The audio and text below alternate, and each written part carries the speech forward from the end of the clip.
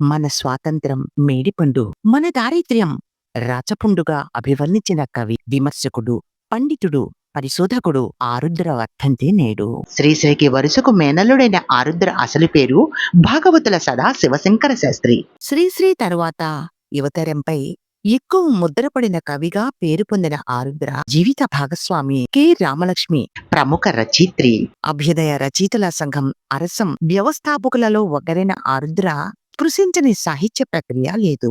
1948 రజాకర్ల ఉద్యమ సమయంలో వ్రాసిన త్వమేవాహం మొదలుకుని సమగ్ర ఆంధ్ర సాహిత్యం, కూనలమ్మ పదాలు, రెండవ ప్రపంచ యుద్ధ స్మృతులు వంటి కవితలు వైవిధ్యం గల సాహిత్యోత్పత్తి చేసిన ఆధునికుడు.